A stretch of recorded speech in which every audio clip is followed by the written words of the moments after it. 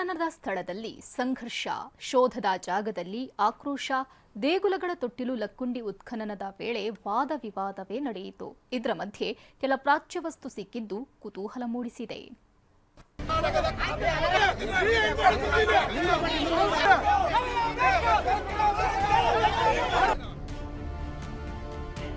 ಲಕ್ಕುಂಡಿ ಉತ್ಖನನದ ವೇಳೆ ಹೈಡ್ರಾಮಾ.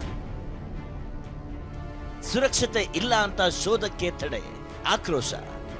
ದೇಗುಲಗಳ ತೊಟ್ಟಿಲು ಲಕ್ಕುಂಡಿಯಲ್ಲಿಂದು 8ನೇ ದಿನದ ಉತ್ಖನನ ನಡೆಯಿತು. ಒಂದ್ ಕಡೆ ಪಳೆಯುಳಿಕೆಗಳು ಸಿಗೋ ಕೌತುಕ ಇದ್ರೆ ಮತ್ತೊಂದ್ ಕಡೆ ಲಕ್ಕುಂಡಿ ನೆಲ ಅಕ್ಷರಶಃ ವಾಗ್ವಾದದ ಅಖಾಡವಾಗಿತ್ತು. ಕೋಟೆ ವೀರಭದ್ರ ದೇವಸ್ಥಾನದ ಬಳಿ 35ಕ್ಕೂ ಹೆಚ್ಚು ಕಾರ್ಮಿಕರು ನೆಲ ಅಗೆದು ಶೋಧ ಮಾಡ್ತಿದ್ದಾರೆ.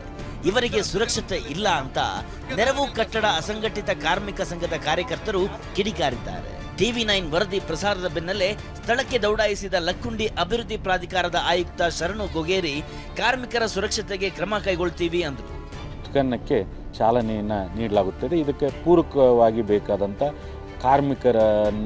ಕಾರ್ಮಿಕರ ಸೇವೆಯನ್ನು ಪಡೆಯಲು ಈಗಾಗಲೇ ಸಿದ್ಧತೆ ಆಗಿದೆ. ಅದರ ಜೊತೆಗೆ ಇದಕ್ಕೆ ಬೇಕಾದಂಥ ಪಿಟೋಕ್ಗಳನ್ನಿರ್ಬೋದು, ಸಾಮಗ್ರಿಗಳನ್ನು ಸಹಿತವಾಗಿ ಖರೀದಿಸಲಾಗಿದೆ.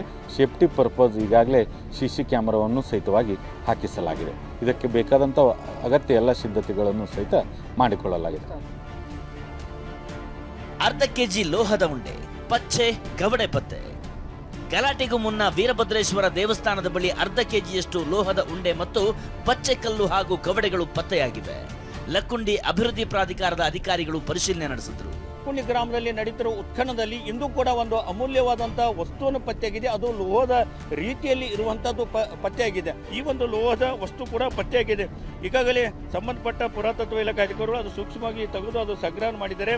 ಅದು ಪರೀಕ್ಷೆಗೆ ಕೂಡ ಕಳಿಸ್ತಾರೆ.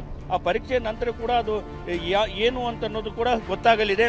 ಒಟ್ಟಾರೆಯಾಗಿ ಏನು ಲಕ್ಕುಂಡಿ ಗ್ರಾಮದಲ್ಲಿ ಸಾಕಷ್ಟು ರಾಜ್ಯರ ಆಳಿದ ಹಿನ್ನೆಲೆಯಲ್ಲಿ ಈ ಒಂದು ಸ್ಥಳದಲ್ಲಿ ಸಾಕಷ್ಟು ಪುರಾತನ ವಸ್ತುಗಳು ಇದಾವೆ ಅಂತೇಳಿ ಹೇಳ್ತಾ ಇದ್ದಾರೆ. ಉತ್ಖನನ ಜಾಗಕ್ಕೆ ನಿರ್ಬಂಧ ಹಾಕಿದ್ರು ಜನ ಪದೇ ಪದೇ ಓಡಾಡಿ ಕಿರಿಕಿರಿ ಉಂಟು ಮಾಡಿದ್ರು.